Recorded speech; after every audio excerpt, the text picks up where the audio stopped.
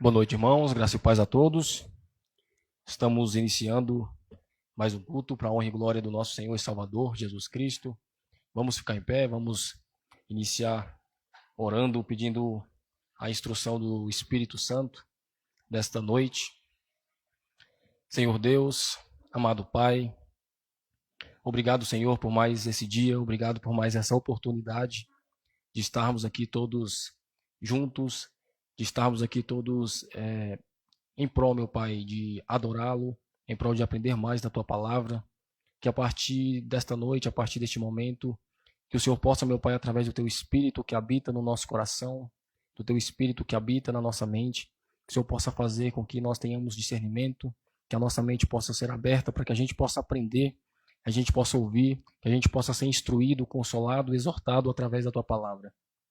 Nós te pedimos, Senhor, que o Teu Espírito esteja conosco essa noite, que o Teu Filho Jesus Cristo nos dê força, nos dê coragem para aprender, que o Teu Espírito Santo nos conduza pela Tua verdade e pelos Teus caminhos.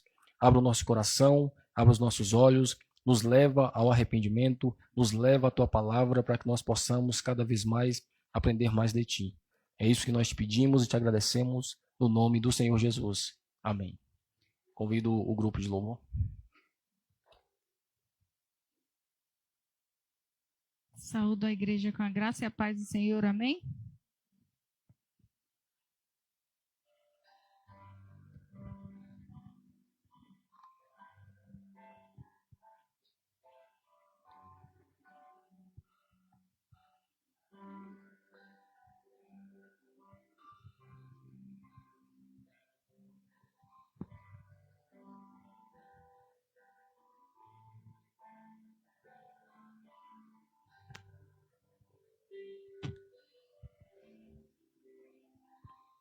Oh, quão cego andei e perdido vaguei, longe, longe do meu Salvador. Mas do céu ele desceu, o seu sangue verteu, para salvar um tão pobre pecador. Foi na cruz, onde um dia eu vi meus pecados castigados em Jesus. Foi ali pela fé que os olhos abri e agora me alegro em sua luz. Eu ouvia falar dessa graça sem par que do céu trouxe o nosso Jesus. Mas eu surdo me fiz, converter-me não quis ao Senhor que por mim morreu na cruz. Foi na cruz, onde um dia eu vi meus pecados castigados em Jesus. Foi ali pela fé que os olhos abri e agora me alegro em sua luz. Mas um dia senti meu pecado e vi sobre mim a espada da lei.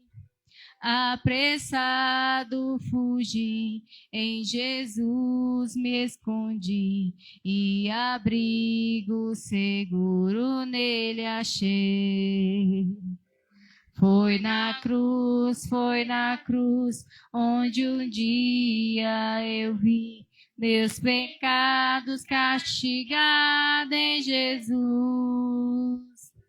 Foi ali pela fé que os olhos abri e agora me alegro em sua luz. Quão ditoso então este meu coração, conhecendo o excelso amor que levou meu Jesus a sofrer lá na cruz para salvar um tão pobre pecador. Foi na cruz, onde um dia eu vi meus pecados castigados em Jesus. Foi ali pela fé que os olhos abri e agora me alegro em sua luz. Foi na cruz, onde um dia eu vi meus pecados castigados em Jesus. Foi ali pela fé que os olhos abri e agora me alegro em sua luz. Agradecemos a oportunidade.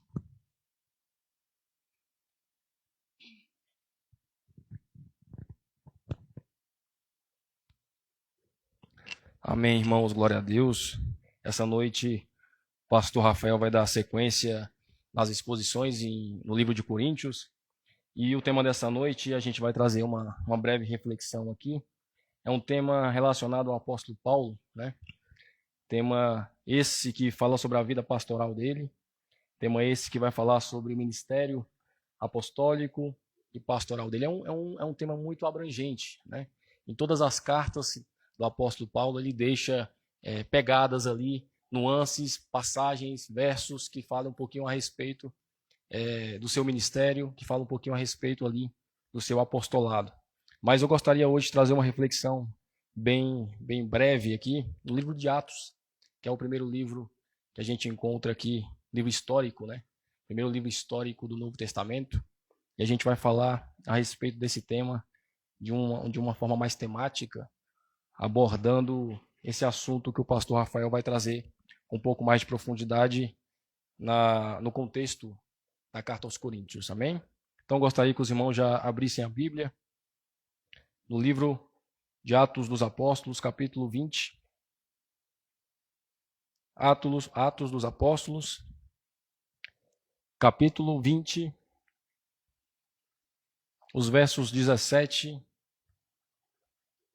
ao verso 38, só que vai ser mais rápido, né? A gente vai falar de forma mais temática.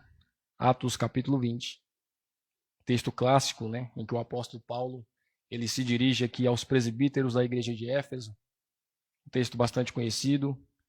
E essa passagem ela é um modelo claro do ministério pastoral do apóstolo Paulo, centrado na palavra, moldado por sofrimento, como ele sempre enfatiza, né? Sustentado sempre pela graça de Deus, como ele vem trazendo em suas cartas, e sempre focado no rebanho do Senhor. Então, Atos capítulo 20, verso 17 ao 38. Vamos ler aqui na versão King James. Diz assim, verso 17. E de Mileto ele enviou alguém para Éfeso, e chamou os anciãos da igreja.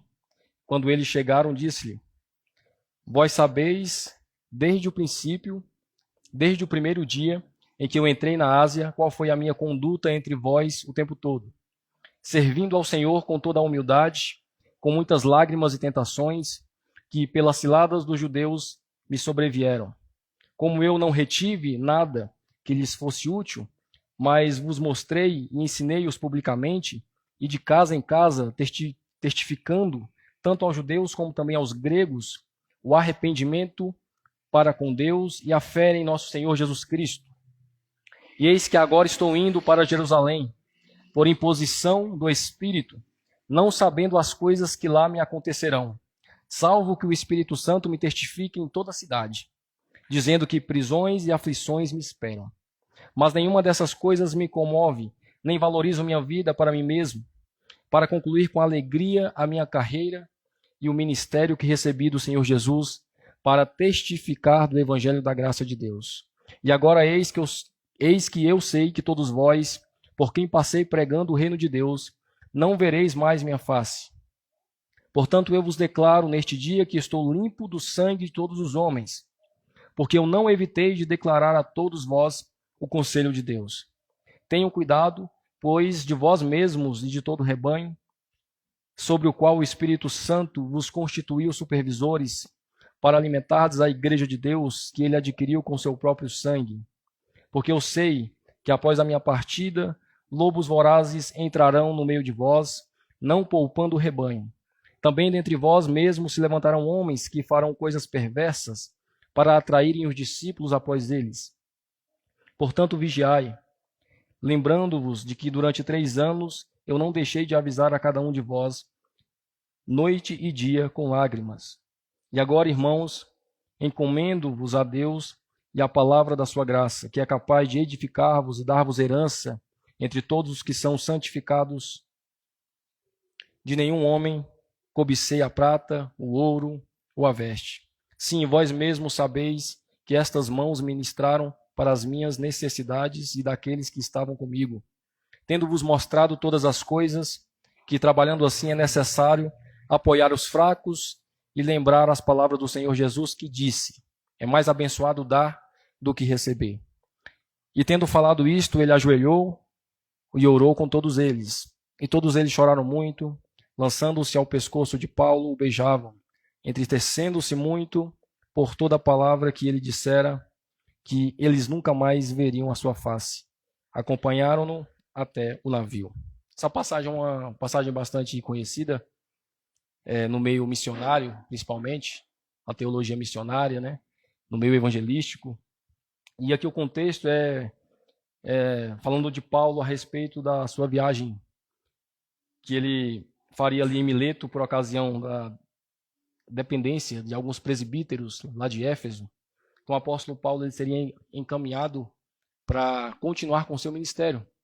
E aqui no contexto ele mesmo já sabia que ele não voltaria a essa cidade, né? Que dali ele partiria, continuaria e dali ele morreria, seria martirizado. Aqui nós temos um retrato bíblico do ministério pastoral, nós temos um retrato bíblico do ministério apostólico com foco na fidelidade, com foco na doutrina, com uma exortação do próprio apóstolo, né, com ele falando aquilo que ele fez, aquilo que ele não deixou de fazer e como as pessoas deveriam continuar fazendo na sua ausência. Então, o primeiro verso, para nós entrarmos no texto, verso 18, ele diz: vós bem sabeis, verso 18, quando eles chegaram, diz: vós bem sabeis desde o primeiro dia em que eu entrei na Ásia, qual foi a minha conduta entre vós o tempo todo. Aqui o apóstolo Paulo chama a responsabilidade do ministério dele para o seu testemunho. Ele está falando para aquelas pessoas que aquelas pessoas não só ouviram, mas as pessoas sabem qual é a conduta, né? Qual foi a conduta que ele trouxe para aquele meio, para aquele povo, e aquele povo podia olhar para aquele apóstolo, ver uma conduta correta, digna, e ao mesmo tempo usá-lo como testemunha. Esse primeiro verso vai mostrar que a vida desse pastor, a vida desse teólogo, a vida desse apóstolo, ela deve ser pública e ao mesmo tempo ela deve ser conhecida e íntegra, né? Interessante ele dizer isso quando ele enfatiza: vocês sabem que desde o primeiro dia em que eu entrei na Ásia, qual foi a minha conduta entre vós o tempo todo. Ele está falando que é mais importante hoje em dia, né, naquela época, dentro do contexto, mas hoje em dia é muito mais importante você ter uma conduta correta do que apenas pregar. É mais importante você se posicionar como um pastor ministerial, um pastor, né, um teólogo, alguém que está à frente de uma igreja de acordo com a sua conduta, que as pessoas observam isso, do que apenas palavras. Ele vai dizer no verso 19: servindo ao Senhor com toda a humildade e com muitas lágrimas e tentações, que pelas ciladas dos judeus me sobrevieram. Ele está dizendo assim: eu sofri, vocês viram a minha conduta durante esse tempo, como eu sofri, vocês são testemunha de que eu servi ao Senhor em humildade. E ele deixa esse ensinamento para nós, que o verdadeiro líder, o verdadeiro pastor, o chamado pastoral, é um chamado de sofrimento, um chamado de, além de sofrimento e além de muitas tentações, que você precisa manter uma conduta digna, que você precisa manter uma conduta correta, né? Ser íntegro naquilo que você faz. Verso 19, ele diz: servindo ao Senhor com toda a humildade. O sofrimento, as tentações, as lágrimas, como ele diz aqui no verso 19, pela cilada dos judeus, né? Porque os judeus ali eles batiam muito forte nessa ênfase de Paulo, porque Paulo era um judeu e começou a pregar para gentios. Isso não impediu de ele servir ao Senhor com toda a humildade. Isso não o tirou, né, da humildade. Isso não fez mudar o seu caráter. Ele continuou sendo uma pessoa de reputação ilibada, vamos dizer assim. Ele continuou sendo um servo perseverante. O texto continua dizendo: e como eu não retive nada que lhes fosse útil, mas vos mostrei e ensinei publicamente de casa em casa. Eu não retive nada que ele não guardou para si aquilo que deveria ensinar.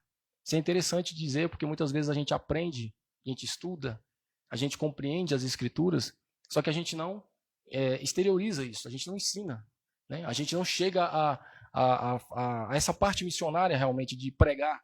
A gente aprende para a nossa própria edificação, isso é importante, mas a gente esquece esse lado missionário que nós temos, esse lado de ir, esse lado de pregar quando a gente tem a oportunidade. E ele está mostrando aqui para esse povo que ele não guardou nada, não retive nada que lhes fosse útil, mas eu vos mostrei e vos ensinei publicamente. Eu trouxe a público aquilo que eu aprendi, eu trouxe a público aquilo que Deus me ensinou, e não só a público, mas de casa em casa eu ensinei. Aqui ele está trazendo o testemunho dele de pastor, de vida ministerial, de vida apostólica. E para nós não é diferente, né? Ele foi fiel, ele foi íntegro no ensino, ele não omitiu a verdade, ele pregou a verdade mesmo debaixo de lutas, debaixo de sofrimento, debaixo de tentações, debaixo das ciladas do diabo, como ele vai dizer aqui. O verso 21 ele diz: testificando tanto aos judeus como também aos gregos o arrependimento para com Deus e a fé em nosso Senhor Jesus Cristo. Muitas pessoas utilizam esse verso aqui como um verso que mostra que o arrependimento ele precede a fé, né? Muitos utilizam que o arrependimento, que Deus te dá o arrependimento para que depois desse arrependimento a fé seja brotada, a fé seja nascida no seu coração. E é isso que o apóstolo Paulo vem dizer. Ele pregou, testificou, tanto a judeus como também aos gentios. Ou seja, ele não escolheu a quem ele pregava, mas ele pregava um assunto importante: arrependimento para com Deus e a fé em Jesus Cristo. O arrependimento de pecados, de tudo aquilo que nós vivemos, e a fé em Jesus Cristo. Ele está trazendo que a teologia dele era baseada nisso. Baseada em 2 pontos. Um arrependimento de pecados, que é um propósito de Cristo vir à Terra, né, para carregar os nossos pecados, para morrer em favor de muitos, né, para ser aquele que seria sacrificado, aquele que seria aceito por Deus com sacrifício perfeito, e a fé em Jesus Cristo, porque ele foi o nosso substituto. Então o apóstolo Paulo está mostrando que além do testemunho, ele pregava o verdadeiro evangelho. Além do testemunho de vida que ele tinha, além de ele não fugir dos embates, das verdades que ele deveria pregar, e sofrendo muito com isso, com as tentações, com as lutas, com as lágrimas, ele pregava o verdadeiro evangelho. Os sintomas da vida, né, os problemas, as circunstâncias, não o fizeram pregar algo diferente daquilo que todo cristão verdadeiro deve fazer, que é pregar o verdadeiro evangelho. Os sofrimentos não fez ele mudar a mensagem, né? As tentações não fizeram ele, de alguma forma, tentar encaixar a mensagem para ter algum tipo de ganho, para ter um sofrimento a menos. Então o apóstolo Paulo ele é muito fiel, ele continua no verso 22 e diz: e eis que agora estou indo para Jerusalém por imposição do Espírito, não sabendo as coisas que lá me acontecerão. Que mostra que o apóstolo Paulo, além disso, ele era submisso a Deus. Aqui ele estava indo, e o texto é bem claro quando diz: estou indo por imposição. Aqui a palavra imposição não é aquela imposição de mãos, né, que no grego utiliza como uma cobertura sobre a cabeça, mas uma imposição de força. O Espírito me compeliu. Tanto que em algumas traduções está que o Espírito Santo me compeliu a ir. Então, o Espírito Santo impôs ao apóstolo Paulo que ele fosse a Jerusalém, não sabendo as coisas que lá o aconteceriam. Mas como ele era um servo, ou como ele é, né, um apóstolo, como ele é um ministro da palavra, que obedece, que é submisso, que é correto, ele ele obedece e ele continua no verso 23 dizendo: salvo que o Espírito Santo me testifica que em toda a cidade, dizendo que prisões e aflições me esperam. Ele sabia que a vida dele seria uma vida repleta de sofrimento. Por isso que o apóstolo Paulo é um dos apóstolos que pregam mais sobre o sofrimento, sobre você estar contente sobre as aflições. O apóstolo Paulo usa termos mostrando que o sofrimento na vida do cristão ele é um aperfeiçoamento, né? Deus utiliza o sofrimento para nos aperfeiçoar, né? Para nos moldar, para nos fazer crescer. Então ele sabia, e o Espírito Santo já tinha dito a ele, como ele diz aqui, o Espírito Santo me testifica em toda a cidade, dizendo que prisões e aflições me esperam. Então ele não sabia o que ia acontecer, mas ele sabia de uma coisa, que ele teria sofrimento, que ele teria aflição, né? Que ele de alguma forma sofreria. Mas isso não o impedia de continuar com o seu ministério pastoral. Isso não o impedia de continuar com o ministério apostólico. E aqui o apóstolo Paulo ele nos traz um ensinamento bastante interessante. Ele coloca a missão dada por Deus acima da sua vida pessoal. Ele coloca a missão dada por Deus de ser chamado para pregar, de ser chamado para ser um apóstolo, de ser um líder, acima da sua vida pessoal. Ele coloca a sua vida pessoal em submissão. Não importa o que me aconteça, não importa o que vai me acontecer. A minha missão é essa e eu vou cumprir. Então aqui o apóstolo Paulo chama, né, nesses textos aqui, a gente refletir como cristão. Que muitas vezes nós colocamos a nossa vida pessoal acima das coisas de Deus. A nossa vida pessoal acima da igreja.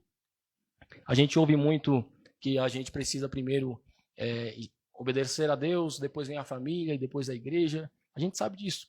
Mas se nós não tivermos um equilíbrio, muitas vezes nós colocamos até a família, ou então até as outras coisas acima do próprio Deus. Né? Nós esquecemos da nossa missão e de ser cristão, da nossa missão de ser pessoas que vai espalhar o evangelho, de alguma forma falando, vivendo, mostrando, exteriorizando, sendo cartas abertas, como o apóstolo Paulo vai dizer em outras cartas, sendo uma carta aberta que as pessoas podem te ler. Nós esquecemos isso. Né? Se não tivermos esse equilíbrio, muitas vezes nós esquecemos disso. O apóstolo Paulo aqui ele coloca a sua missão acima da vida pessoal. Então Paulo ele vive aqui para tornar Cristo conhecido, mesmo que isso né, de pregar o evangelho, de viajar, de não saber se vai voltar, de o Espírito Santo avisar que ele vai ter muitas aflições e sofrimentos, ele coloca tudo isso como prioridade na sua vida. Verso 24, ele continua dizendo, mas nenhuma destas coisas me comove. Nem valorizo minha vida para mim mesmo, para concluir com alegria a minha carreira, o ministério que recebi do Senhor Jesus, para testificar o evangelho da graça de Deus. Ele fala que isso não o tira do foco.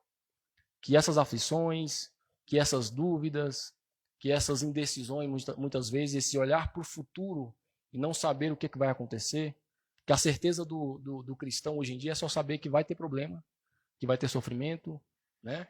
Que vai haver mortes, que vai haver sofrimento na família, que tem doenças no mundo. Nós sabemos que tem tudo isso. Então nós olhamos para frente e vemos isso. Só que isso não pode tirar o nosso foco. Né? Trazendo para o nosso contexto, aqui o contexto é outro, o contexto é ele pregando o evangelho naquele mundo hostil, onde não queria ouvir do evangelho, e que ele morreria por isso. Mas no nosso contexto também, nós podemos trazer para o nosso contexto, onde nós olhamos para o futuro com as incertezas da vida, sendo o cristão verdadeiro, e olhar e falar, mas isso não me comove, isso não me afeta. Eu tenho um Deus em quem eu confio. Eu sei o caminho que eu estou trilhando. Eu sei qual é o final da história. Eu sei para onde eu estou indo. É o que o apóstolo Paulo está dizendo. Mas nenhuma dessas coisas me comove, porque eu não valorizo a minha vida para mim mesmo, para concluir com alegria a minha carreira e o ministério que recebi do Senhor, para testificar do evangelho da graça de Deus. Verso 25 ele diz, e agora, eis que eu sei que todos vós, por quem passei pregando o reino de Deus, não vereis minha face. Aqui ele traz uma informação interessante. Ele sabe que ele não voltará ali. Ele sabe que a missão dele é dali para frente, não haverá retorno e que ele não veria mais aquelas pessoas. Então é uma despedida. Né? E mesmo sendo uma despedida, ele não se comove, ele tem certeza de onde ele tá, para onde ele está indo, de onde ele saiu, para onde ele está indo. Ele tem certeza que a carreira dele tem que ser concluída, tem que ser completada, como ele vai dizer no verso 24. Ele precisa concluir com alegria a carreira que foi proposta a ele. E ele tem certeza que ele vai continuar pregando o evangelho assim como a história mostrou posteriormente, que ele pregou o evangelho por praticamente quase toda a Europa, né, conhecida daquela época. E o verso 26, ele diz: portanto, eu vos declaro neste dia que estou limpo do sangue de todos os homens. Isso aqui é um termo utilizado muito para o judeu, falando que aquilo que ele deveria ter feito, ele fez. Eu estou com a minha consciência tranquila. É o que nós utilizamos hoje, né?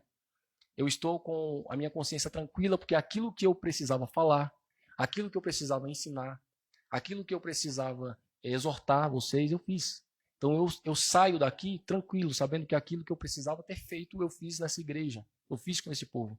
E vocês têm total consciência disso e vocês conseguem andar com as suas próprias pernas, através do ensinamento, através do fundamento, através daquilo que eu fiz. É isso que ele está dizendo aí, nesse verso 26. Eu vos declaro neste dia que estou limpo do sangue de todos os homens. Verso 27, ele diz: porque eu não evitei de declarar a todos vós o conselho de Deus. Ou seja, eu não evitei de falar a todos vocês sobre o evangelho do nosso Senhor. O conselho aqui é tudo aquilo que completa no ensino de Paulo sobre Deus. Eu não deixei de falar o evangelho de Deus para vocês. Verso 27. Verso 28. Tenham cuidado, pois de vós mesmos, tenham cuidado, pois de vós mesmos e de todo o rebanho sobre o qual o Espírito Santo vos constituiu supervisores, para alimentardes a igreja de Deus que ele adquiriu com o seu próprio sangue. Aqui ele nos chama ao cuidado. Nós precisamos ter, né, sobre o rebanho, sobre o povo, sobre aqueles que creem em Cristo Jesus. Esse povo que é colocado sobre nós com a permissão de Deus, sobre o qual o Espírito Santo vos constituiu supervisores. Aqui ele está se referindo aos próprios líderes naquele momento. Esse povo ele precisa ter cuidado para cuidar desse rebanho. As pessoas precisam ter cuidado para olhar para esse povo com compaixão, né? Ter esse cuidado de cuidar realmente. Ele vai dizer aí no finalzinho do verso: para alimentardes a igreja de Deus que ele adquiriu com o seu próprio sangue. Tenham cuidado porque isso é uma função muito importante. Muitas vezes a gente não tem essa dimensão, né? A gente não entende essa dimensão que o líder tem, que o pastor tem, que as pessoas que estão à frente de igrejas têm. Mas esse cuidado é um cuidado que tem uma certa responsabilidade. E nós precisamos ter essa responsabilidade. Nós precisamos entender quais são as nossas responsabilidades. Verso 29, ele diz: porque eu sei que após a minha partida, lobos vorazes entrarão no meio de vós, não poupando o rebanho. Ele está se referindo a falsos mestres, a anticristos, né, falsos pastores, pessoas que vêm desvirtuar a palavra, que vêm minar o evangelho de Deus. E nós sabemos que isso ocorreu realmente, né, nas cartas aqui, nas próximas cartas dos evangelhos e cartas de Paulo, cartas de João, a Hebreus, cartas aos Gálatas. A gente vai ver sempre o apóstolo Paulo, Pedro, o João, sempre combatendo heresias de pessoas que ou surgiram dentro da igreja ou que vieram de fora, como lobos, que ele diz aqui, vorazes, né? E o verso 30 ele vai dizer: e também dentre vós mesmos se levantarão homens que falarão coisas perversas para atraírem os discípulos após ele. Nós temos estudado aqui 1 João e temos visto, né, que surgiu de dentro da igreja o gnosticismo. E aqui encaixa o que Paulo está dizendo.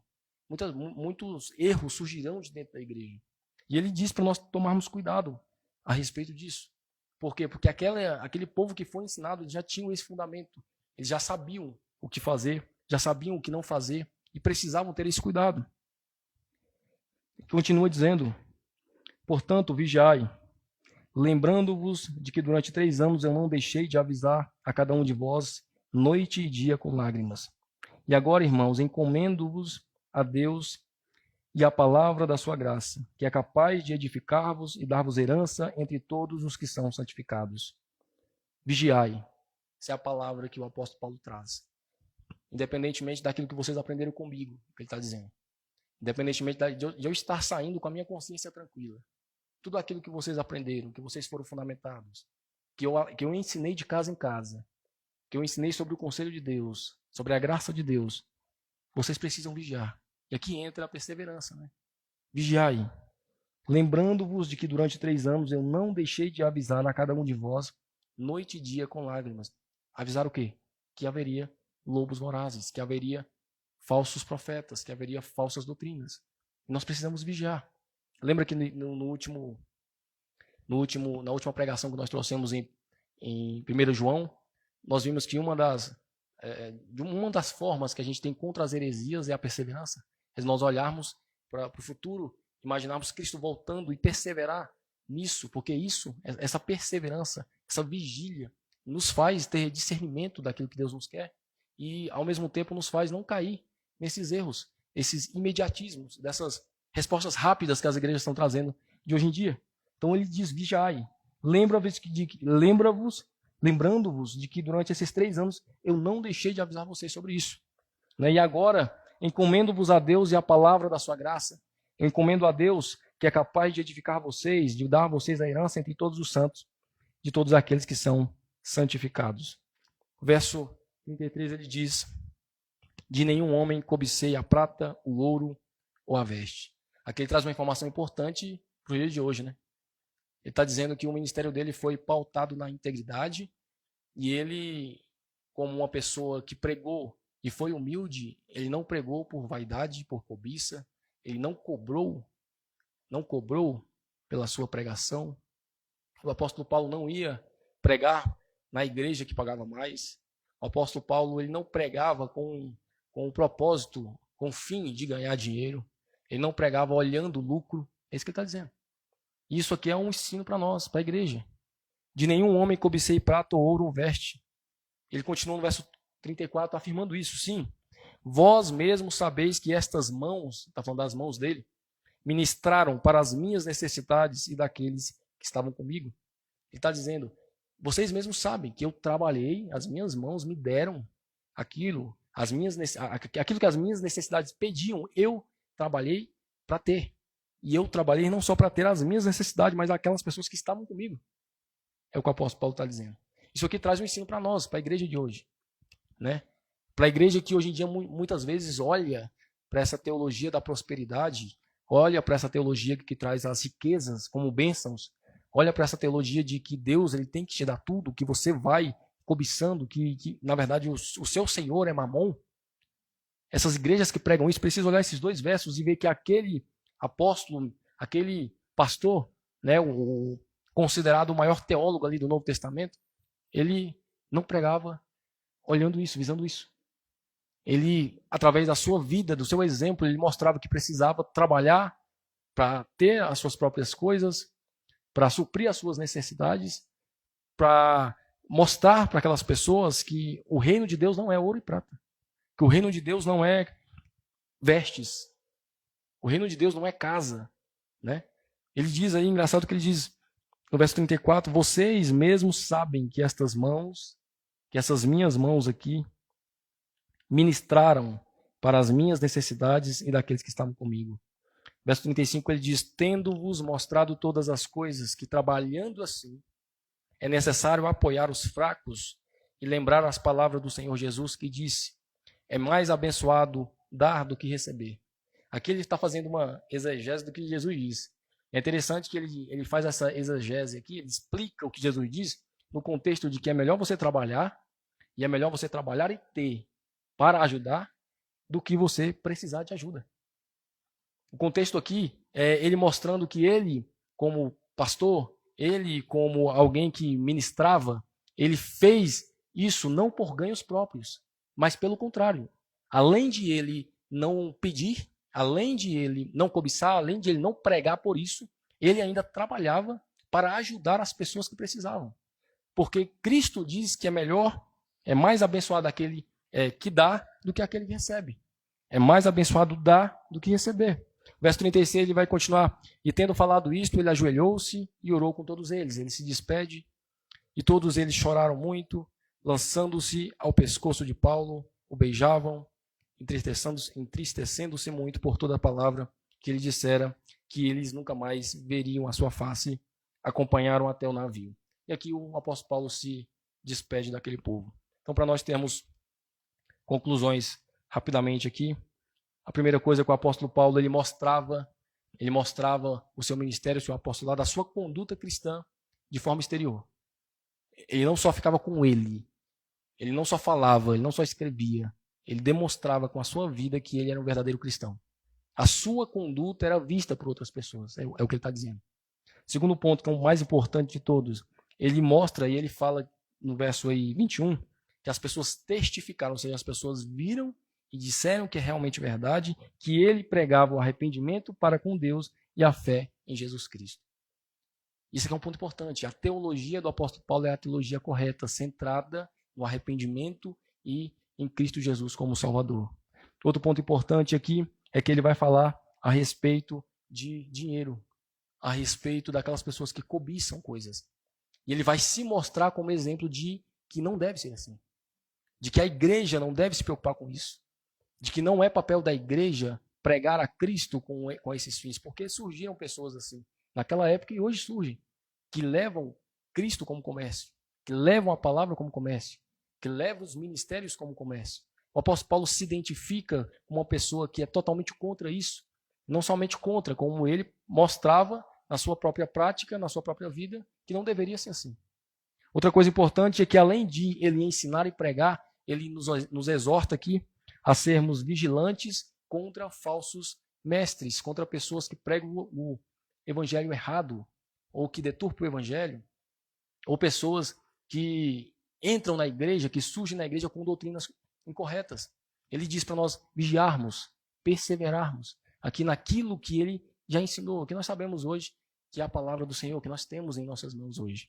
Então o apóstolo Paulo, não só o seu ministério, como o tema desta noite, o ministério apostólico, pastoral do apóstolo Paulo, ele não só é teórico, né?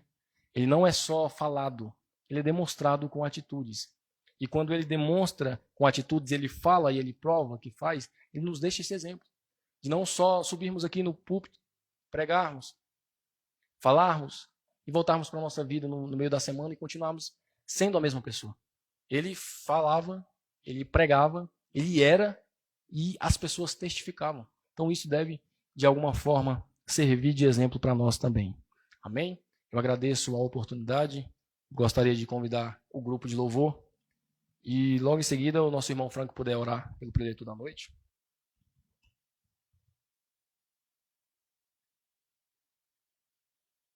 Boa noite, irmãos, graça e paz.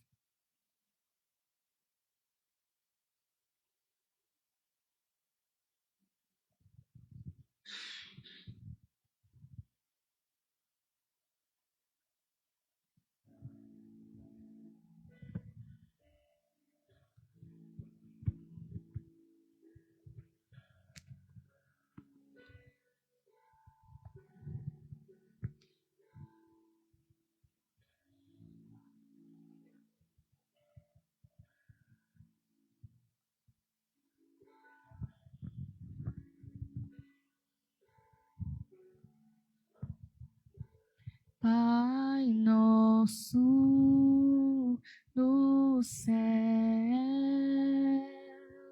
santo é o teu nome, teu reino buscamos, tua vontade seja feita na terra como é no céu.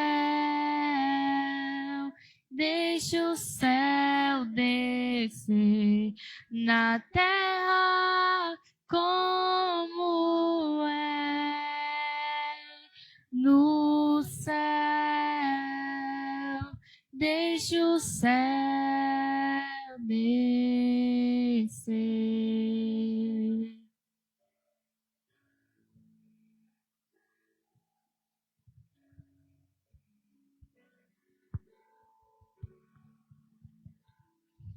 Pai nosso dos céus,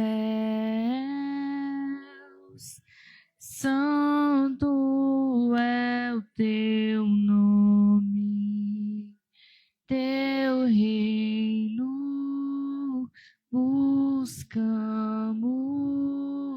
tua vontade seja feita na terra como é nos céus. Deixe o céu descer na terra, como é nos céus. Deixe o céu descer. Agradecemos a oportunidade.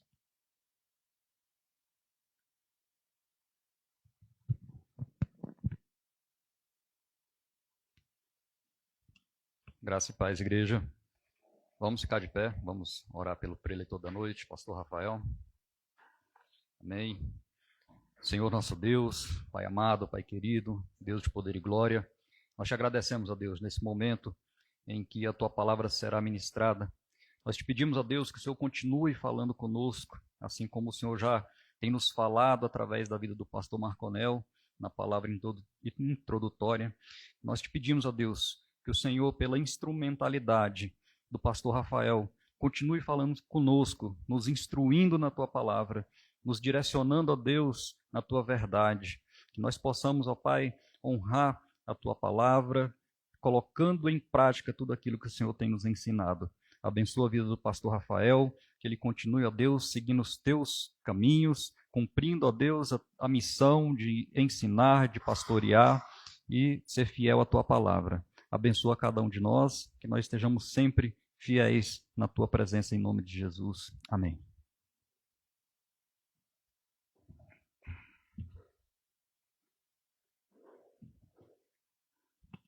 Amém, irmãos. Boa noite a todos. Graça e paz da parte de nosso Senhor Jesus Cristo. Mais uma vez juntos, como igreja, como corpo de Cristo, crescendo na graça e no conhecimento do nosso Senhor. E hoje temos mais uma oportunidade de aprender mais desse Deus maravilhoso através da sua palavra. Amém?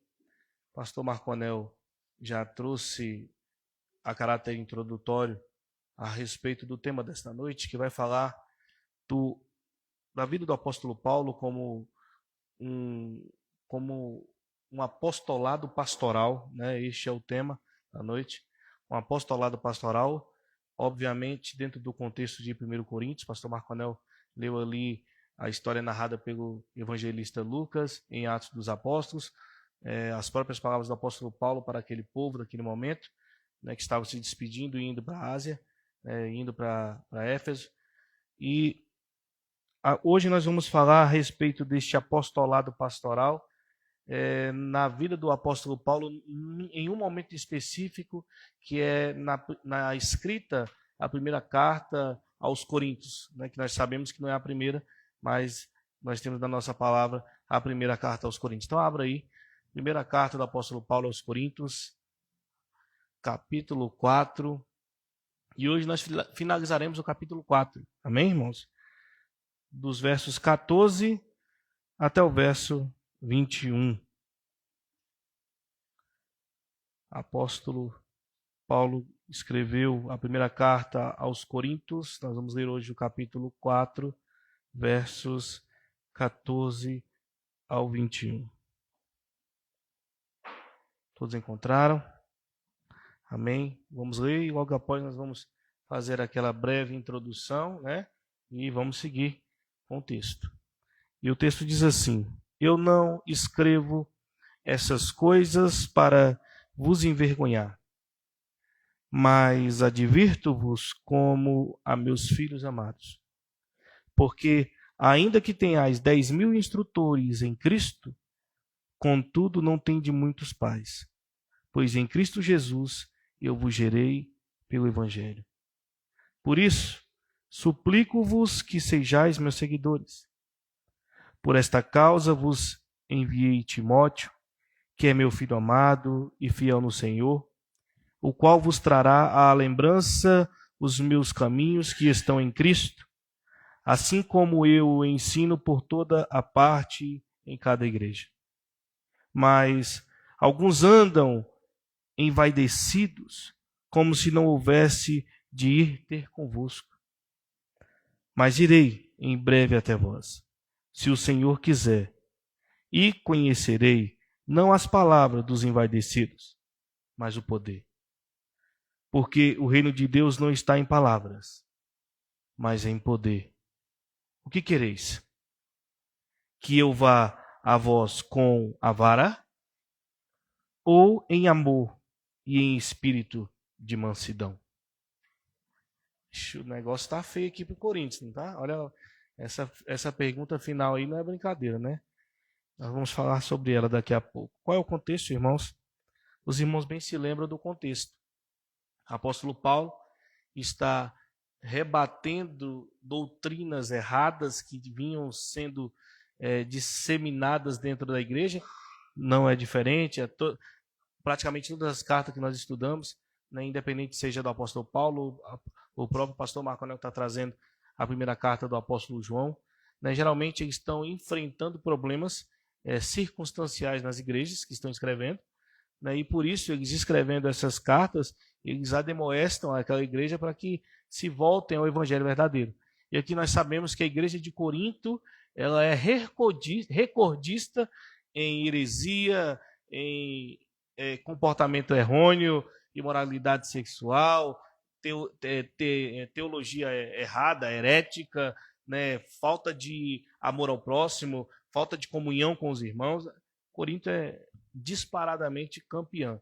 Nós até falamos no início das exposições que se pudéssemos comparar uma igreja com a atual, seria de Corinto, né, pelo quão longe, pelo quão distante está da santificação em Cristo Jesus, né, sem a qual nós sabemos que ninguém verá a Deus. Não é? Mas nós sabemos também que essas refutações de Paulo, elas estão divididas dentro da carta. E nós estamos estudando aí nesses primeiros 4 capítulos, ele refutando sobre as divisões. Não é verdade? Nós vimos que o primeiro ponto que ele está batendo aí é que a igreja estava se dividindo, se envaidecendo por oradores, por teólogos, por retóricos, né, pessoas que eles tinham alta estima quando outrora estavam fora do evangelho, pela cultura grega, pela cultura, né, daquele povo corinto, de superestimar pessoas que têm uma boa retórica, uma boa oratória, que sabem falar, que sabem convencer pelo argumento. E Paulo vem batendo, mostrando que argumento nenhum salva. O que salva é o sangue de Jesus Cristo, é o evangelho de Deus, que é loucura para o mundo, mas para Deus é motivo de salvação, que para muitos é pedra de tropeço, mas para muitos é edificação, né? Então é este o contexto que nós estamos aqui. E nós vimos que no estudo que nós tivemos na pregação passada, Paulo utilizou de vários termos, né, que eles superestimavam. Nós vimos que na última pregação em Coríntios, Paulo usou de retórica, de hipérbole, né, de hermenêutica grega, como um intuito de cativar a atenção deles e mostrar, olha, se fosse para me falar bonito, se fosse para mim ser um orador, um retórico, né, elevar as mentes, os sentimentos, eu faria. Mas esse não é o contexto, né? Ele fala que tudo o que ele fazia era em prol do evangelho. E todo esse trabalho em prol do evangelho era motivo de ele ser difamado, de ele não se consolar nas palavras dos outros, mas sim se consolar no evangelho de Deus. E ele mostrando que aquelas divisões não tinham motivo nenhum. Por quê? Porque todo aquele que pregava em nome de Cristo, ele pregava pelo poder de Cristo, não pelo poder de si próprio. Foi essa a nossa última pregação. Ele vai dizer, olha, então, se Apolo, que é o pastor da igreja, prega o evangelho, ele prega pelo poder de Deus. Se Paulo, que fundou a igreja em Coríntios, que teve a oportunidade de ir aí e de inaugurar, de trazer a mensagem do reino, ele veio por quê? Porque Deus assim o instruiu. Se Pedro ele estava comandando a igreja de Jerusalém, e ele estava lá de uma maneira poderosa, ele estava lá no poder de quem? De Pedro? Não, no poder de Jesus Cristo, no poder do nosso Deus. Né? Então ele diz, olha, divisão nenhuma tem lógica alguma. E aí ele entra no versículo 14, irmãos, fazendo um pano de fundo, né? um pano de fundo para o que viria. E veja bem, esse versículo 14 ao 20, 21 aí, parece que ele está passando a mão, né, alisando, acalmando o pessoal, mas pelo contrário, irmãos, nós vamos entender que a partir do capítulo 5, desculpe o termo, mas o chicote vai estralar, irmão, não vai brincar não. Ele vai começar a falar de coisas mais pesadas ainda, como imoralidade, né? Então, ele está preparando o terreno, mostrando que ele tinha o intuito de corrigir aquela igreja, e essa correção, ela não era uma correção arbitrária. Nós vamos entender o que ele está dizendo aqui. Então, quando a repreensão que Paulo está trazendo aqui neste momento, ela não tem origem no orgulho apostólico. Ela não tem origem naquilo, é porque Deus me chamou, porque eu fui escolhido por Deus através de Jesus Cristo, eu repreendo vocês porque eu sou bom. Não é esse o ponto. Ele está trazendo aquela repreensão com a responsabilidade de tornar o evangelho de Cristo visível e verdadeiro, né? Trazer o evangelho de Cristo, mostrar que o evangelho de Cristo ele não pode ser seguido de qualquer maneira, que nós falamos na última pregação, que as pessoas não vivem o evangelho do jeito que querem. Não existe várias formas de viver o evangelho que quer. Não existe. O evangelho ele tem uma forma de ser vivida, que é aquela que Cristo instituiu, que o próprio Deus instituiu, que os apóstolos disseminaram durante as suas vidas. Não é verdade? Então ele entra no versículo 14 dizendo assim, ó: eu não vos escrevo essas coisas para vos envergonhar, né? Então assim, eu não vos escrevo essas coisas para vos envergonhar, mas advirto-vos como filhos, meus filhos amados. Olha que interessante. Algumas Bíblias vão estar admoestar, né? Outras advertir, independente disso. Mas interessante é que o verbo grego aí, que é o admoestar, indica um ensinamento amoroso, pastoral. Algo de cuidado, de verdade. Então, quando ele fala, olha, tudo isso que eu falei para vocês, por mais pesado que pareça a vocês, Coríntios, que estão passando por um momento de divisão, eu não estou fazendo isso por orgulho próprio, porque eu sou melhor do que vocês, ou porque eu me acho superior a vocês. Eu falo isso com o amor de um pai para um filho. E nós sabemos, irmãos, que o amor de um pai para um filho, ele é esplendoroso, porque só quem é pai e mãe sabe que ele tem aquela magia da paternidade de quê? De brigar amando, né? De reclamar cuidando, de ser chata às vezes para o filho, mas com o interesse em fundamentar e cuidar para que ele não tropece nos caminhos que nós outroras como pai tropeçamos, né? E o que Paulo está fazendo aqui é justamente isso. Ele fala, olha, eu não vos escrevo essas coisas para vos envergonhar. Porque, veja bem, recebeu uma carta do apóstolo que fundou a igreja, falando das atitudes que estavam sendo feitas naquele momento. Quando a carta era lida em público ali, a primeiro momento traria o quê às pessoas? Obviamente, aquelas pessoas que estavam vivendo em divisões, com certeza se envergonhariam, não é? Com certeza se acanhariam com as mensagens de Paulo. Mas o que Paulo diz? Paulo deixa claro, olha, eu não fiz isso para quê? Para envergonhar cada um de vocês. Não é este o intuito.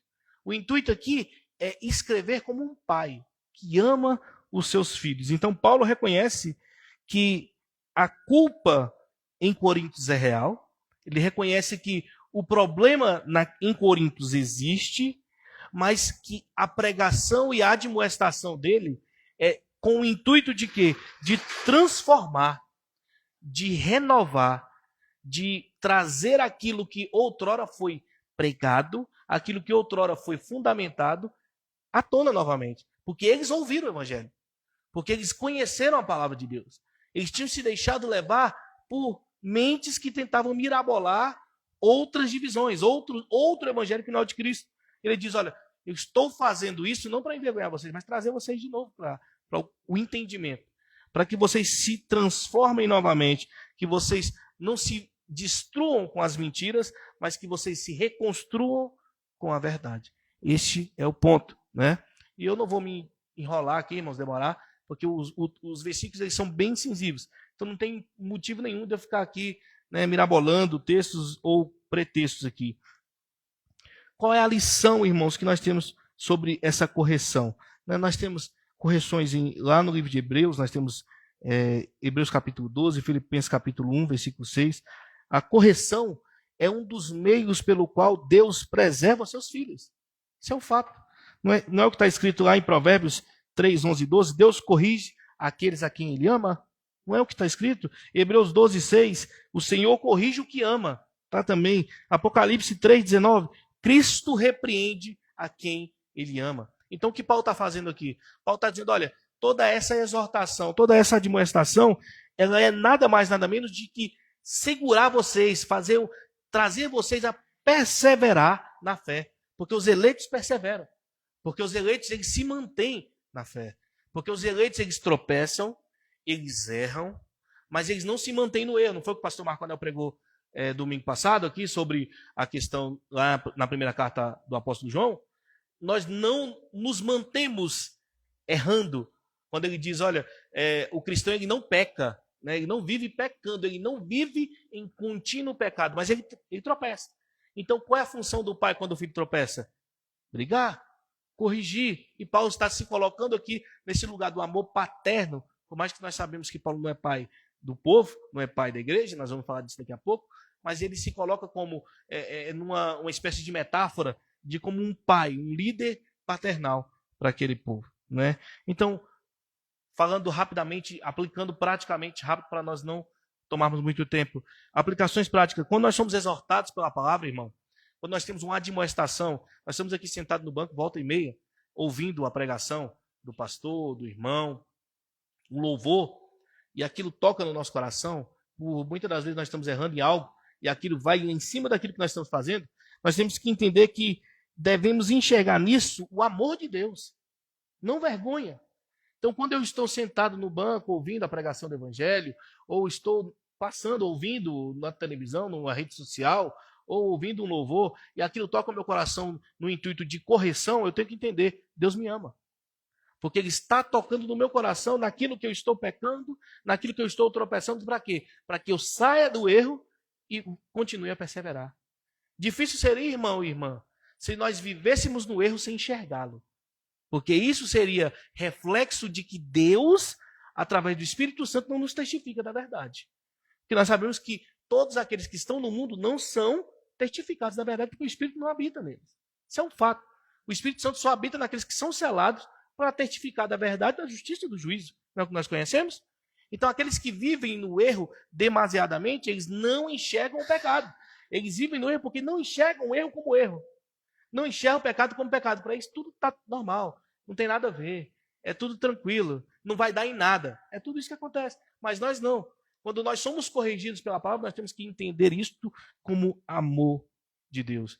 Ao invés de enxergar, irmãos, como orgulho espiritual, né? Por quê? Porque o orgulho espiritual, irmãos, impede que a correção chegue ao nosso coração e expresse a graça de Deus em nós, não é? Aí vamos para o verso 15 que diz assim: porque ainda que tenhais 10.000 instrutores em Cristo, contudo não tendes muitos pais, pois em Cristo Jesus eu vos gerei pelo Evangelho. Olha que interessante, foi o que eu falei. Ele usa uma espécie de metáfora para se identificar como pai daqueles irmãos que ele outrora pregou o Evangelho, né? E ele diz, olha, mesmo que vocês tenham 10.000 instrutores. Interessante, irmãos, que algumas traduções, eu não sei se a dos irmãos estão aí, mas tem uma palavra que eu ficava inculcado quando eu li esse texto, que fala aio. Aio. Tem uma palavra que é aio, que é a mesma coisa que instrutor, irmãos. 10.000 instrutores, que no termo traduzido fica 10.000 aios, que é o quê? Quem são esses instrutores? Naquela época, irmãos, existiam uma espécie de escravo que ele era responsável por supervisionar as crianças e ensinar a cultura grego-romana, tá? Mas eles não eram seus pais biológicos. Era o quê? É como se fosse uma babá, né? Obviamente, naquela época, era escravo, né, irmãos? E ele tinha a responsabilidade, o pai e a mãe tinham os filhos, e num certo momento ali da vida do filho pequeno, desmamou e tal, tá andando, ele entrega para aquele aio, aquele instrutor, que ele tem a responsabilidade de quê? De cuidar e supervisionar e principalmente culturalizar aquela criança com a cultura dos pais. E é o que Paulo está falando. Vocês têm que entender o seguinte, que o Evangelho de Deus, ele não é ensinado por instrutores. É isso que ele está dizendo. o evangelho de Deus, não é ensinado por babás. Ainda que vocês tenham 10 mil instrutores bons, que ensinam a cultura greco-romana, que são totalmente aptos para culturalizar vocês com a realidade mundana, não são eles que ensinam o evangelho. É isso que ele está dizendo. Então veja, Paulo está ensinando aos coríntios que eles não devem viver de acordo com a culturalização natural. Como nós falamos já várias vezes, e não vos amoldeis com este mundo. É um fato. Pastor Rafael, você está dizendo então que a cultura não influencia na nossa forma de viver? Obviamente influencia. Não é este o ponto. Mas a cultura ela não pode sobressair o evangelho. Este é um ponto. Veja bem, olha que interessante.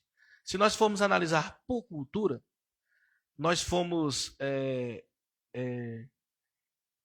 o Brasil, no sentido geral, né, ele foi colonizado, né, por portugueses. Aqui existiam indígenas, vieram escravos e nós somos uma miscigenação de povos. Isso é um fato, nós aprendemos isso na escola. Se nós formos olhar pela cultura no âmbito geral, a nossa cultura ela estava indo se descambar mais para o rumo do politeísmo, se nós formos analisar, pela questão indígena e afrodescendente. Por mais que nós fomos colonizados pelos portugueses, isso foi uma minoria no intuito geral do nosso país continental. Então, se a cultura fosse dominar as nossas mentes, nós tínhamos que viver em culturalização politeísta, né, de matriz africanas ou não, ou indígenas, independente disso.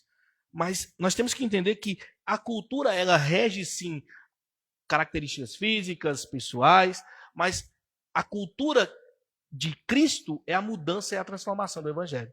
É o que ele está dizendo.